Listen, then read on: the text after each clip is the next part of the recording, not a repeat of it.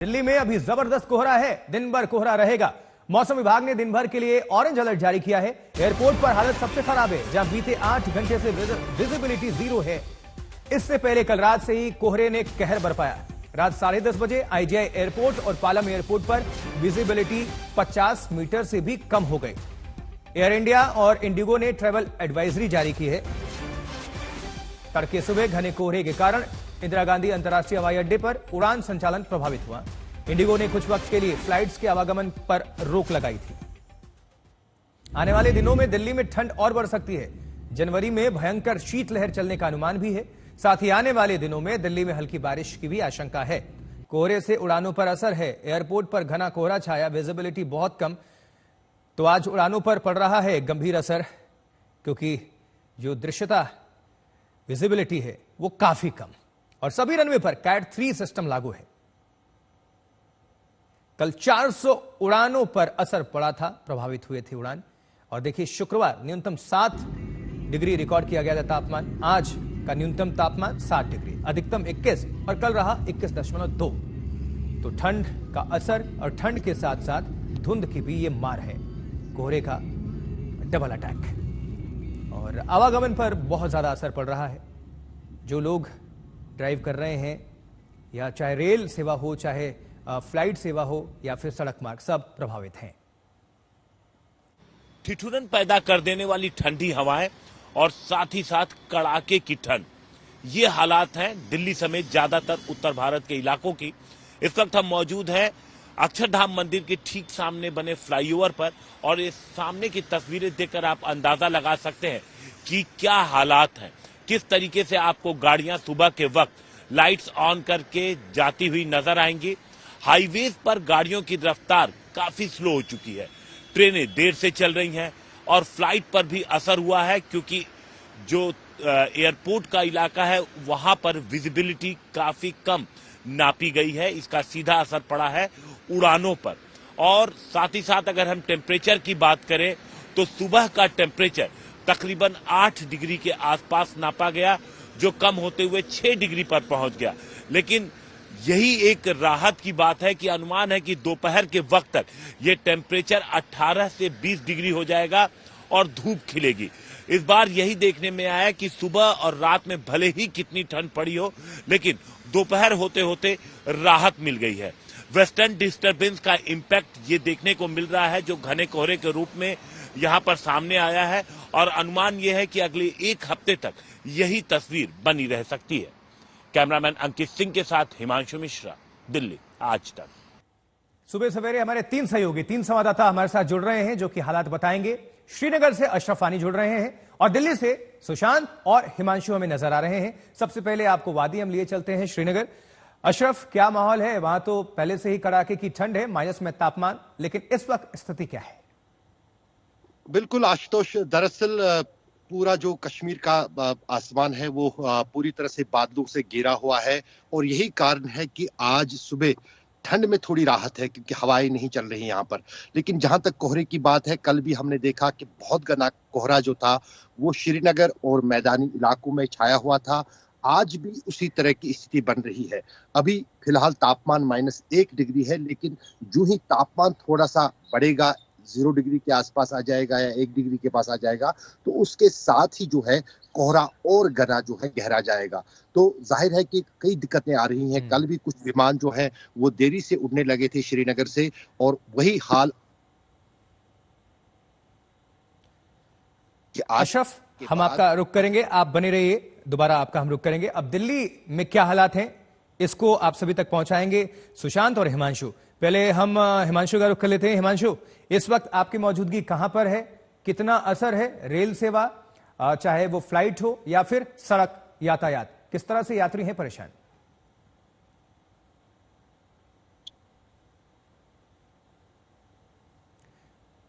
हिमांशु की आवाज हम तक नहीं पहुंच पा रही। हिमांशु, आपका हम रुख करेंगे, आप जुड़े रहिएगा। यही सवाल मैं सुशांत से ले लेता हूं।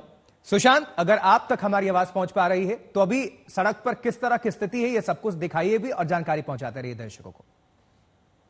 देखिए आशुतोष, सबसे पहले मैं आपको तस्वीरें दिखा दूं कि राजधानी दिल्ली की इस वक्त जो तस्वीर है वो पूरी तरीके से कोहरे की चादर में जो है वो लिपटी हुई है। ये नई दिल्ली का इलाका है। अगर आप सुबह सुबह देखेंगे तो किस तरीके से तमाम जो गाड़ियां हैं जो दिल्ली की सड़कों पर निकली है अपने घरों से दफ्तरों के लिए, उनकी रफ्तार बेहद कम है, क्योंकि विजिबिलिटी की अगर बात की जाए तो मैं 100 मीटर के आसपास विजिबिलिटी जो है वो सुबह के वक्त दर्ज की गई है इन इलाकों में, खासतौर पे नई दिल्ली के इलाके में। और इसके अलावा बाहरी दिल्ली में अगर जाएंगे तो विजिबिलिटी और कम है इन तमाम इलाकों के अंदर। अगर बात की जाए पालम में, अगर एयरपोर्ट के पास बात की जाए तो जीरो विजिबिलिटी जो है वो आज सुबह के वक्त जो है वो दर्ज की गई है।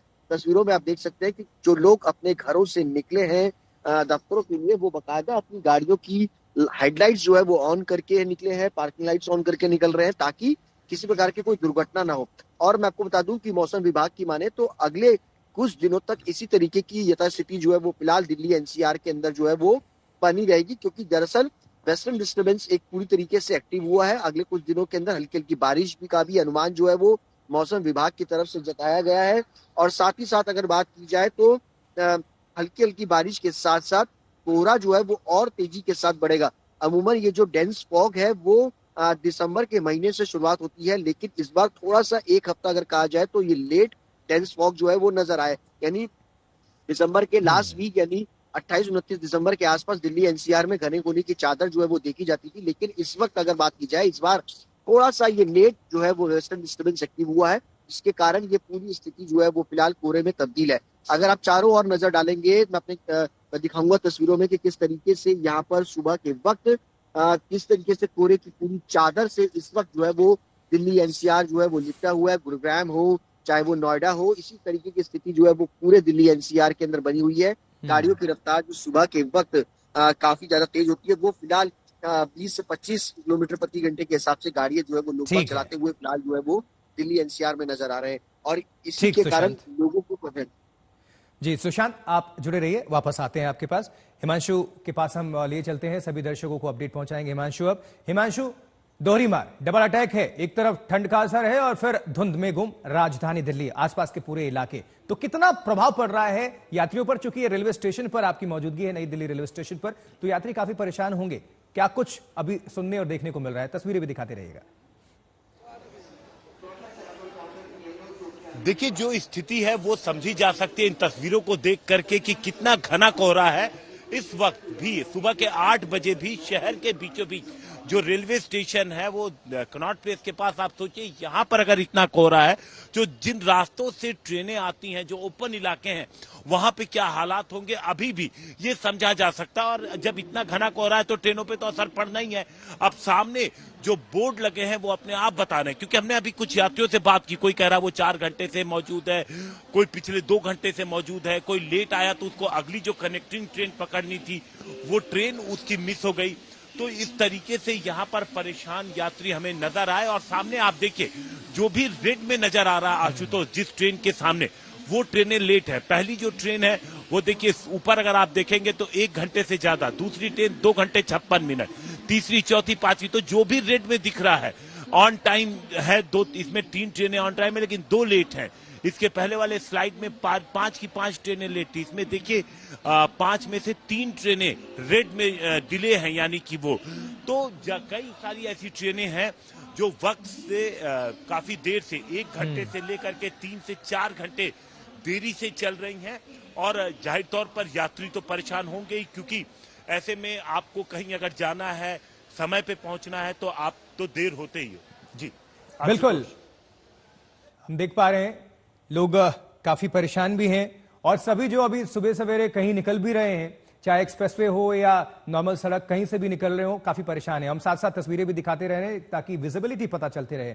एक बार हम फिर से घाटी का रुख करेंगे, जहां पर अशरफ आनी हमारे सहयोगी जुड़े हुए हैं। अशरफ, हालांकि किसान खुश हैं, फसलों को फायदा पहुंचेगा, बर्फबारी उनके लिए फायदेमंद होती है और पर्यटक भी काफी खुश होते हैं, लेकिन चुनौतियों का सामना काफी करना पड़ता है। ट्रैफिक जाम या फिर फिसलन भरी सड़क, कितना खतरनाक। तो इस वक्त क्या मौसम विभाग कह रहा है, कब तक और बर्फबारी होती रहेगी, क्या सिचुएशन है, ये सब कुछ बताइए। जो भी दर्शक भारत में देख रहे हैं, घाटी पर उनका और ध्यान रहता है। आशुतोष, दरअसल वेस्टर्न डिस्टर्बेंस जिसकी बात की जा रही है, हिमांशु जिसका बता रहा था, वो दरअसल 2 दिन पहले जम्मू कश्मीर में ही पहले सिस्टम में दाखिल हुई थी। ये अफगानिस्तान और पाकिस्तान से होती हुई ये हवाएं जो हैं यहाँ पहले घाटी में घुसती हैं और उसके बाद फिर जो है उत्तरी राज्यों में इनका असर दिखता है। पिछले 2 दिनों से हमने देखा कि पहाड़ों पर रुक रुक के बर्फबारी हो रही थी, लेकिन आज से जो है मौसम विभाग का कहना है कि मैदानी इलाकों में इस मौसम की सबसे बड़ी बर्फबारी होगी। 48 घंटे तक जो है वेस्टर्न डिस्टर्बेंस का असर रहेगा। आज शाम को अगर ये बर्फबारी मैदानी इलाकों में भी शुरू होती है तो आने वाले दिन चुनौती भरे होंगे, न सिर्फ कश्मीर में लोगों के लिए बल्कि उत्तरी राज्यों में भी।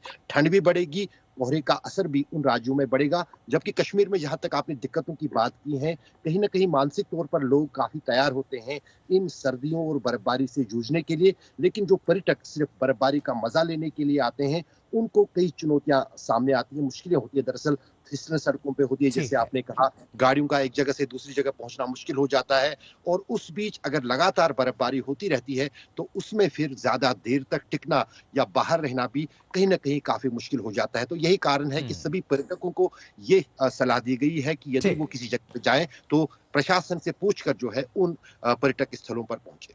अशरफ, आपका शुक्रिया इस जानकारी पहुंचाने के लिए। हिमांशु, आपका बहुत बहुत शुक्रिया, और सुशांत, आपका बहुत बहुत शुक्रिया इस खबर पर जानकारी पहुंचाने के लिए।